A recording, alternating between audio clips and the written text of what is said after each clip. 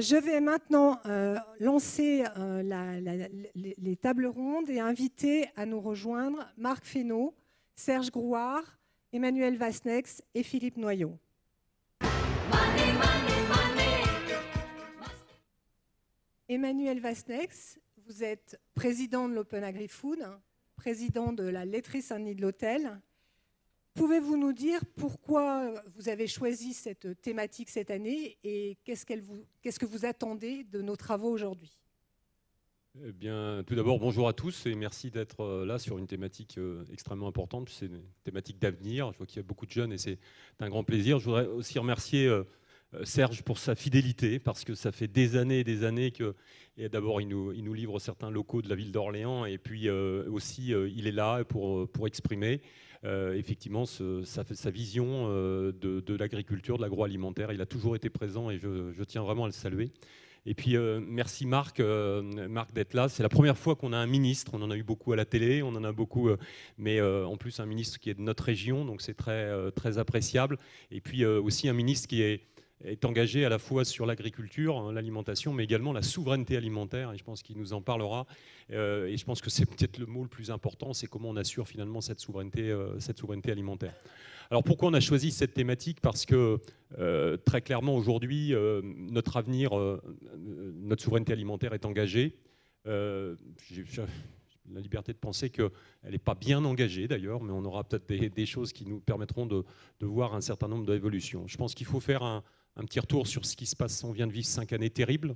La crise des Gilets jaunes, derrière la crise Covid, ensuite on a eu cette crise ukrainienne qui a modifié beaucoup de choses. On retombe dans une crise sociale majeure en France qui n'a d'ailleurs pas terminé, et puis maintenant la crise au Moyen-Orient. On est un peu tous groggy en fait de ce qui s'est passé, et il y a eu pendant ces périodes-là beaucoup de bonnes intentions. On a vu, on s'est remis à consommer des fraises françaises, du local, on l'a vu, l'implication d'un certain nombre de consommateurs qui ont enfin pris conscience effectivement de l'importance de son alimentation, à la fois sur les territoires, la diversité, la biodiversité, mais également la santé. Et puis, le constat qu'on fait un petit peu aujourd'hui, c'est que tout est un petit peu en train de s'oublier. L'inflation est revenue, on voit que les gens beaucoup de personnes, et on avait hier un débat extrêmement intéressant de gens qui étaient motivés et sensibilisés à ça, mais aujourd'hui beaucoup de personnes regardent finalement dans l'alimentation finalement le coût avant peut-être effectivement des notions de qualité. Et tout ça, ça décline derrière, et pour être un petit peu, parce que je pense que c'est un petit peu important de provoquer, moi des fois je me dis, mais finalement je pense que l'alimentation, tout le monde s'en fout. Pourquoi? Parce qu'on a mangé ce matin, on mangera à midi, on mangera ce soir. Mais il ne faut quand même pas qu'on oublie qu'il y a 1,5 milliard de personnes aujourd'hui sur la Terre qui ont un seul souci, c'est d'avoir un peu de riz dans leur gamelle une fois par jour. Et ces gens-là, aujourd'hui, nous, on ne pense pas à eux, on est assez égoïste, on a trop de ça, pas assez de ci, etc. Et on n'est pas en train de voir que finalement, on est en train de perdre notre plus beau... le plus beau cadeau que nous a fait la nature, c'est-à-dire effectivement la production agricole. Des mots forts, 50% de nos fruits et légumes ne viennent plus de France. Aujourd'hui, on produit du grain, mais derrière, on transforme des poulets dans d'autres pays avec des règles qui ne sont pas forcément bien établies. On nous annonce qu'en 2027, on va manquer de lait. Voilà. Donc les exemples sont extrêmement nombreux au travers de ça. Et donc je pense qu'il nous le dira, pour un ministre, ce n'est pas simple de promouvoir la souveraineté alimentaire et de voir des pans complets finalement de son activité qui sont en train de décliner. Et tout le monde est concerné en fait. On parle beaucoup des agriculteurs et effectivement il y a des vrais enjeux à la fois de rémunération mais également de santé au travail, également de qualité de vie au travail par rapport à des choses. On a le monde de l'agroalimentaire, et moi ce monde il m'inquiète beaucoup parce qu'aujourd'hui les gens n'investissent plus, nos outils sont obsolètes et on est en train de se faire complètement dépasser. Et quand on voit, j'ai eu l'occasion de voir qu'aujourd'hui on va chercher au travers de France 2030 des débats, des choses extrêmement novatrices. En ce moment dans ce pays on parle surtout d'éolien, de photovoltaïque, d'énergie, de moteurs électriques, mais on ne parle pas de l'essence même de la production agricole sur les territoires et de la transformation agricole sur nos territoires. Et donc je pense, par rapport au débat d'hier soir, que moi je pense que le débat il est plus politique qu'il n'y paraît. On est tous concernés. Et il faut effectivement qu'on trace, j'ai réclamé depuis longtemps, un plan Marshall de l'agriculture. On réclame au niveau de l'Open Agri-Food qu'on inscrive dans nos constitutions que le droit à l'alimentation est un véritable droit que tout citoyen devrait avoir en qualité et en quantité. On travaille beaucoup avec Richard Ramos qui est là aujourd'hui sur ces aspects-là. Et je crois vraiment aujourd'hui qu'il faut qu'il y ait une prise de conscience à la fois politique mais également citoyenne qu'aujourd'hui, cette souveraineté est engagée. Donc c'est pour ça qu'on a voulu parler de cette thématique très librement, positivement, parce qu'à côté de ça, on est le plus beau pays du monde en termes d'alimentation. Ça a été dit hier soir par Bérangère, on a la meilleure agriculture du monde et la meilleure alimentation du monde, même devant les Japonais qui sont extrêmement exigeants. Et c'est ce joyau, en fait, finalement, qu'on est peut-être en train de perdre si on ne prend pas une pleine conscience de ce qui peut se passer. Donc aujourd'hui, c'est bien sûr une volonté de réveiller les consciences, que c'est l'avenir qui est engagé et les jeunes qui sont là doivent prendre.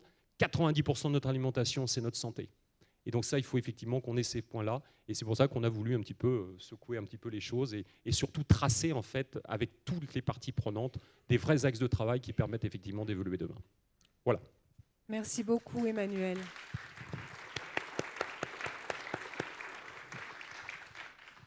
Philippe Noyau, vous êtes président de la Chambre régionale d'agriculture Centre-Val de Loire, mais surtout vous êtes agriculteur à Nouret.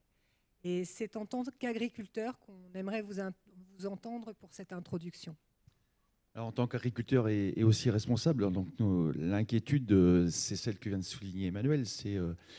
On sent bien que le citoyen s'est retourné vers d'autres dépenses que celle de l'alimentation. On est passé de 19%, tu l'as dit tout à l'heure, à 16% de notre pouvoir d'achat réservé à l'alimentation. Ce n'est pas forcément justement une priorité, parce que c'est vrai que sorti Covid, on voulait faire autre chose, et c'est normal, il y a des parts d'attraction, il y a plein de choses à faire qui ne sont pas liées à l'alimentation.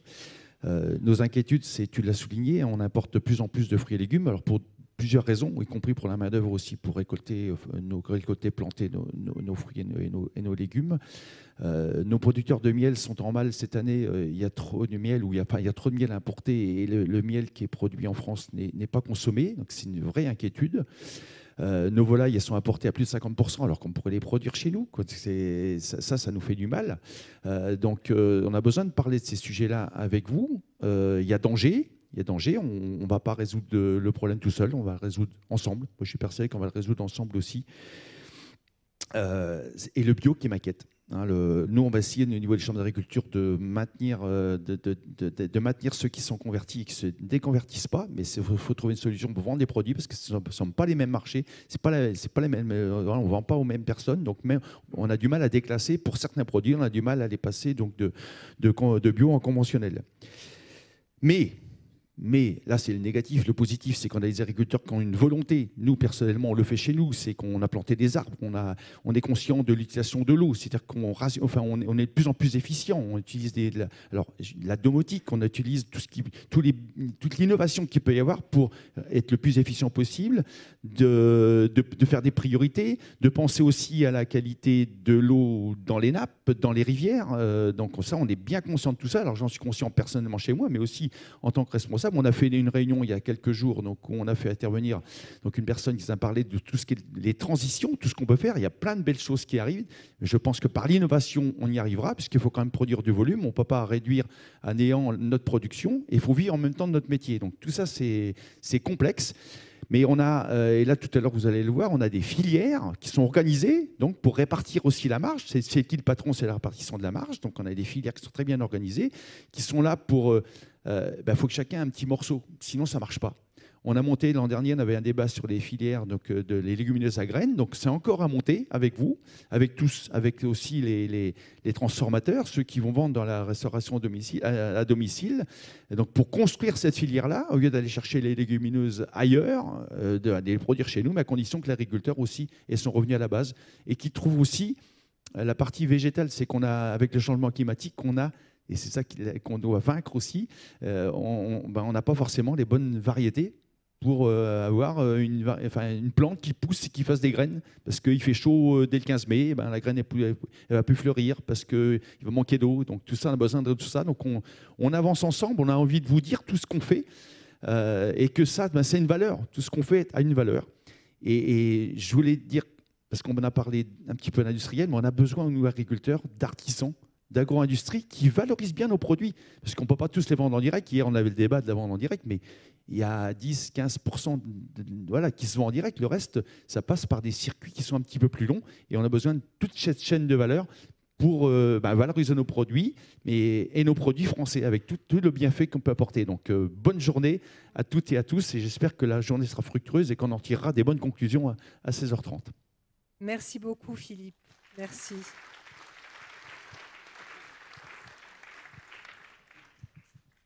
Serge Grouard, vous êtes président de la métropole et maire de cette très belle ville d'Orléans. Vous avez particulièrement à cœur la transition écologique, la transition environnementale, et vous êtes sur une terre d'agriculture. Que pensez-vous de ces travaux, de cette thématique et du positif que nous voulons inscrire aujourd'hui? Merci beaucoup. Je n'en pense que du bien. Cher Emmanuel, Monsieur le Président, Vice-président, Monsieur le Ministre, merci beaucoup également d'être avec nous. Ça nous fait très plaisir. Je salue également les parlementaires qui sont présents. Je vois Stéphanie Rist, Richard Ramos, peut-être d'autres, Madame la Préfète également que j'ai salué tout à l'heure, et puis vous tous. Juste peut-être trois mots tout simples. Et pour essayer d'être aussi concis et d'aller directement au cœur des questions comme vous l'avez fait dans vos interventions précédentes. La première chose, moi je me réjouis de l'existence de l'Open Agri-Food d'Orléans parce qu'il permet de mettre en relation l'ensemble des acteurs de l'agriculture, de l'alimentation.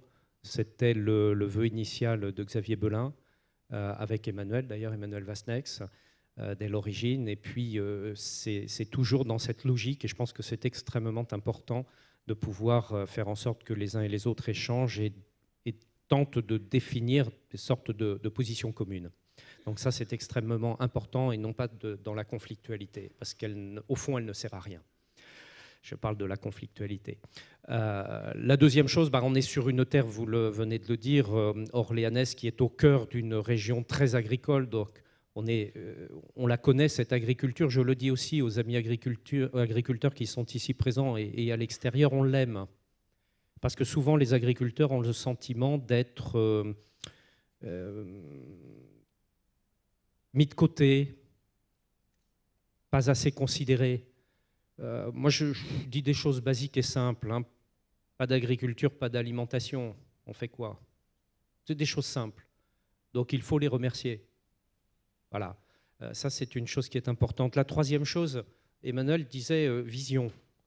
Moi je vais peut-être aussi apporter une très modeste, je ne sais pas si j'ai une vision, sans doute pas, mais 2 éléments qui me paraissent être à la clé aujourd'hui de tout le reste. Il y a 50 questions fondamentales qui se posent sur l'agriculture, il y en a 100, il y en a autant qu'on veut. Un certain nombre de thèmes ont été d'ores et déjà évoqués. Moi je pense qu'il y a 2 clés. La première clé, c'est le dérèglement climatique. Je ne vais pas faire de vision catastrophiste, mais je considère qu'on n'en est qu'au début. On est dans les symptômes de la maladie. On la voit maintenant. Moi, quand je disais ça il y a 20 ans, tout le monde me rigolait au nez. J'étais le ver solitaire. Je me souviens de l'expression à l'Assemblée nationale. Bon, c'est pas grave, hein, je m'en fous. Mais aujourd'hui, je n'ai pas le sentiment d'être seul. Mais ce n'est que le début. Les climato-sceptiques que l'on voit un peu partout, très bien, ok, moi je les laisse dans leur coin, ce n'est pas un souci. Mais je dis que tout cela va avoir un coût énorme. Même si on n'est pas sur les petits oiseaux, la biodiversité, tout ce qu'on veut, c'est le coût. Moi je prends les climato-sceptiques à leur propre jeu. Je leur dis, regardez ce que cela va coûter. Et comment on finance? Eh bien, on ne sait pas financer. Bon, ça c'est un point. Alors comment on fait? Il faut qu'on soit très intelligent, on l'est. Pas moi, mais vous tous. Vous l'êtes. Je donne un exemple, l'eau. Alors on me dit, il faut moins arroser, il faut moins irriguer. Ben, j'ai dit, d'accord, ok, je veux bien. Mais quand on connaît les périodes de sécheresse que l'on a connues, on fait comment? On ne fait pas. Pas d'eau, pas d'agriculture. C'est simple. De l'eau, on en a beaucoup. On fait comment pour la garder? La métropole d'Orléans, elle produit plusieurs millions de mètres cubes d'eau. Elle utilise. Et ça devient des eaux grises. On les traite, on les renvoie. Comment fait-on pour en garder une partie et pour permettre, lorsqu'il y a sécheresse, à l'agriculture de l'utiliser? On travaille en ce moment là-dessus. Je remercie Madame la Préfète là-dessus, puisqu'on échange beaucoup et on a bien commencé à avancer. On a une première pierre. On arrose le parc floral avec de l'eau de la station d'épuration de la source. C'est une première, c'est 10%. D'une station d'épuration, on en a 6. Vous voyez ce qu'on peut faire. Alors là, on travaille, on fait comment? Les solutions, on les a. Et puis, la deuxième question peut-être de fond, je mets les pieds dans le plat. On a eu une formidable réussite avec la PAC. Elle a permis l'autosuffisance alimentaire de la France et de l'Europe. Elle nous a permis d'exporter. Et puis, on l'a réformée dans les années 80-90. Et personnellement, je ne crois pas qu'on l'a bien réformée. Pourquoi? Parce qu'on est allé sur un credo qui n'était pas le credo initial, qui était, oh, je vais exagérer, une forme d'ultralibéralisme. Tout le monde s'aime sur la planète et on va tous échanger. Et comme on est très bon, on va beaucoup exporter et encore plus. Rien du tout. Ça, c'est le monde des bisounours. Il n'existe pas. Ce que je sais, c'est que dans la vie d'un État, d'une nation, dans la durée, sur des centaines d'années, il y a 3 clés. Il y en a d'autres, mais il y en a 3 au moins. Il faut pouvoir se défendre. Parce que personne ne nous veut du bien autour. Et quand on se défend, on est fort. Et donc personne ne nous marche sur les pieds. La deuxième chose, c'est qu'il faut de l'énergie. Parce que l'histoire de la civilisation, c'est l'histoire de la maîtrise de l'énergie. Et là, aujourd'hui, on a cette politique énergétique à conforter fondamentalement pour éviter les désagréments que l'on a connus récemment. Et on l'a construite, cette politique énergétique, dans les années 60. La France boostait. Et puis la troisième clé, c'est de pouvoir se nourrir et être indépendant, être souverain, ne pas dépendre des autres. Donc comment aujourd'hui on fait évoluer la politique agricole commune vers une logique de souveraineté et pas vers une logique d'ultralibéralisme? Monsieur le ministre, ce n'est pas de la tarte.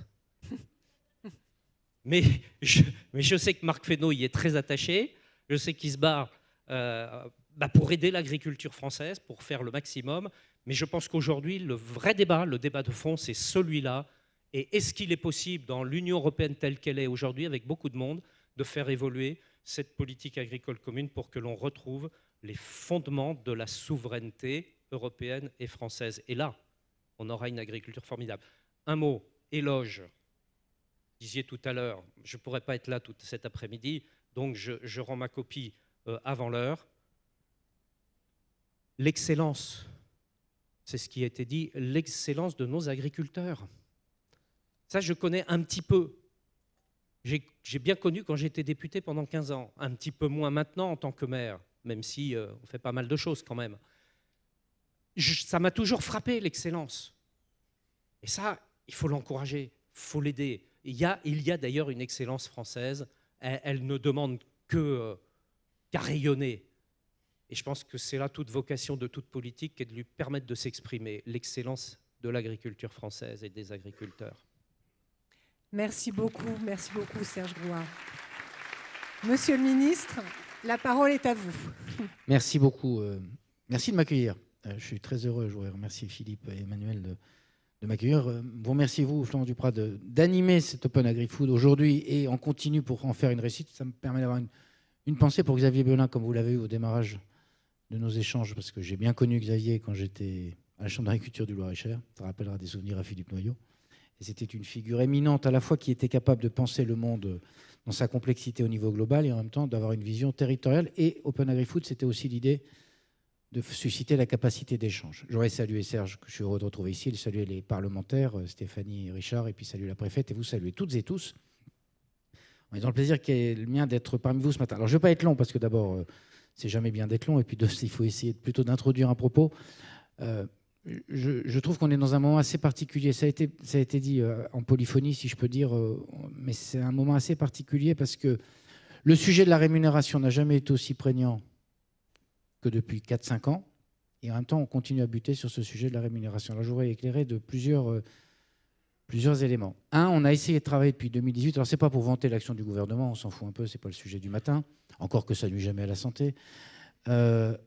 On a essayé de travailler quand même sur la question de la rémunération parce que la rémunération, c'est un élément central quand même du maintien de l'agriculture dans nos territoires et de la capacité des agriculteurs à trouver les voies et moyens de se développer, de s'installer, de continuer à porter des projets. C'est ce qu'on a fait au travers d'Egalim de façon assez, à mon avis, intéressante. Egalim 1, 2 et la récente loi dite Descrozaille. En même temps, on voit bien que ça ne suffit pas. Pourquoi ? Parce qu'on a besoin de construire un peu plus de contractualisation, premier élément, et puis deuxième élément, qu'on a besoin que le jeu d'acteurs se facilite. Ça amène à un deuxième sujet. C'est la valeur qu'on donne aux choses. Au fond, c'est un peu ce que vous dites aujourd'hui, c'est quelle valeur on donne à notre alimentation. Qu'est-ce que ça a un coût ? Et si ça a un coût, est-ce que ça a un prix ? Et je dis souvent ça, je présente souvent cet exemple. Tout le monde a mis beaucoup de valeur dans ces objets-là, en considérant que c'était au fond un élément déterminant, non, je ne sais pas si c'est de la souveraineté, mais du bonheur humain. Personne n'est capable de dire l'inflation qu'il y a eu sur ces produits-là. Mais tout le monde est capable de vous dire que sur le prix de pâtes, on a pris 9, 10, 30% ou 20 ou 15%, parce que c'est annonné à longueur de journée sur des chaînes d'information continue, sur de radio. Je fais de grief à personne, mais ça veut juste dire que ça, c'est normal que ça prenne peut-être 10 ou 15 ou 20%. Je ne sais pas combien ont pris les voitures, par exemple. Personne ne le dit dans l'opinion publique. Par contre, on est capable de dire quelle est l'inflation qu'on a sur les produits alimentaires. Alors, c'est intéressant parce que ça donne le sentiment qu'on s'intéresse aux produits alimentaires. En même temps, ça veut dire que la cible pour réduire l'inflation, c'est toujours les produits alimentaires. Mais on pourrait se poser la question de ça, et des choix et des arbitrages qu'on fait. Et en fait, on a besoin, dans l'opinion publique, si on veut retrouver la rémunération, de dire l'agriculture, c'est plus important parce que c'est se nourrir, comme tu l'as dit, c'est tous les jours. À la limite, on s'est passé pendant 20 siècles de ça. De se nourrir, ça va devenir compliqué un peu. Et donc, la valeur qu'on donne est un élément important. Et le débat qu'on a, et que j'ai moi avec la grande distribution, c'est d'avoir en permanence dit le bon prix, c'est le bas prix. Troisième élément, ça a été dit, il y a des grandes transitions qui sont à l'œuvre. D'abord, commencer par dire, j'entends parfois des gens qui critiquent l'agroalimentaire, l'agriculture, comme si nous avions une agriculture qui n'était pas la plus sûre et la plus saine du monde. Avec les Japonais, je ne sais plus qui disait ça tout à l'heure. Enfin, je veux dire, on est un pays où, globalement, on entend parfois dans certains endroits l'impression que se nourrir est un danger. Non, non, en France, se nourrir n'est pas dangereux. D'abord, on peut se nourrir en quantité, et deux, on peut se nourrir en qualité. Après, il y a des sujets sociaux. C'est l'accès, la diversité, les fruits et légumes, le frais ou le pas frais. Mais ça, c'est un autre sujet. Et donc, on a besoin de se dire aussi que c'est un élément évidemment central de la réflexion. Et donc, on a besoin de se dire aussi que ça a un coût. Ça. Et deux, ça a un coût. La transition, y compris la transition climatique, va avoir un coût. Et puis, je voudrais finir par 3 ou 4 éléments de réflexion, non pas du qui paye, mais de la question de souveraineté, compétitivité. Et je dirais un mot de la question de la PAC. Alors, j'ai un petit désaccord avec toi. Je ne crois pas que le sujet, ce soit que la PAC ait construit un modèle qui soit ouvert sur le monde. On a fait une PAC d'un côté, plutôt en disant on arrête les stocks, il faut moins produire, parce que le sujet de la PAC, réforme de 92, c'est plutôt une production moindre. Et en même temps, on a dit on ouvre les marchés. Mais ça, c'est la question du commerce. Et l'erreur qu'on a pu faire, c'est de se dire on peut ouvrir notre agriculture en la faisant monter en exigence à un marché mondial. Et c'est ça le sujet. C'est pas qu'un sujet PAC, c'est principalement un sujet commerce. Et à la vérité, on l'a fait sur l'agriculture, on l'a fait sur l'industrie, on l'a fait sur plein de sujets. Or, sur l'agriculture, on a tel différentiel avec les autres que c'est assez difficilement tenable. Et donc, on a besoin de construire. Et je finis en disant que, tu l'as très bien dit, tu m'as piqué un peu l'idée que j'avais, c'est l'alimentation, la capacité à s'alimenter, c'est pas une petite chose en fait. Je disais le jour en réunion de conseil des ministres de l'Agriculture, cette année en Europe, on va importer 40 millions de tonnes de céréales. C'était 20 millions il y a 2 ans. C'est-à-dire que nous sommes un continent qui se permet de dire qu'il faut continuer à produire moins et qui n'est même pas capable de subvenir à ses besoins céréaliers. Dans une région comme la nôtre, ça pose quand même des questions. Et au fond, cette naïveté crasse et cette absence d'agilité européenne, pour le coup, elle est un danger mortel, pas pour l'agriculture seulement, elle est un danger pour nous. Parce que si vous n'êtes pas capable de nourrir votre population, vous n'êtes plus libre. Un pays qui ne peut pas nourrir sa population, il n'est plus libre. Donc, ça a plus de valeur que l'objet que je montrais tout à l'heure. Être libre, c'est quand même une valeur assez fondamentale. Et on voit bien à quel point l'alimentation est redevenue une arme de guerre. Ça devrait être une arme de paix et de coopération, c'est devenu une arme de guerre. Monsieur Poutine, il a décidé qu'il allait mettre sous dépendance alimentaire un certain nombre de pays. Lesquels pays, maintenant, sont obligés d'être alignés sur sa position, sinon ils ne sont plus nourris. Et je ne vais pas les citer pour être diplomate. On a tous des idées assez précises d'endroits où M. Poutine a décidé de faire une pression tellement forte et une concurrence tellement forte vis-à-vis de nous qu'il a mis en situation de dépendance. Alors, on va commencer par essayer d'assurer notre souveraineté, mais notre souveraineté, c'est la souveraineté à l'intérieur de nos frontières et aussi à l'extérieur de nos frontières. Parce qu'il m'importe de savoir, dans mon voisinage proche, qui nourrit mes voisins. Parce que qui nourrit mes voisins nourrit mes alliés. Et ce n'est pas une question naïve. La question qu'on pose là est une question de géopolitique. Et il me semble que c'est ça la question qu'on va avoir, parce que c'est ça la question. Ce qu'on paye dans l'alimentation, c'est la qualité, c'est la quantité et c'est la liberté. Et vous commenciez votre propos par une fable de La Fontaine en disant elle commence par l'avarice perd tout en voulant tout gagner. Et au fond, l'avarice alimentaire perd tout en voulant tout gagner. Parce qu'on ne peut pas gagner sur tous les tableaux. Et c'est valable pour nous, consommateurs, avec des gens qui ont des difficultés sociales. Mais ça, à nous de regarder les mécanismes de régulation. C'est valable pour les transformateurs et c'est valable pour la distribution, parce que l'avarice perd tout en voulant tout gagner. Et à force d'avoir voulu en permanence gagner sur le dos de la rémunération des prix, on a perdu sur la souveraineté. Et si on continue comme ça, on va finir par tout perdre. Et donc, c'est le combat qu'on essaie de mener avec un certain nombre d'acteurs qui sont ici présents et que je connais bien et qui sont très mobilisés pour faire en sorte que, par la rémunération, on essaie de tout gagner, c'est-à-dire de gagner notre souveraineté et notre liberté. À mon avis, c'est un sujet central pour les quelques années qu'on a devant nous. Merci beaucoup, Monsieur le ministre.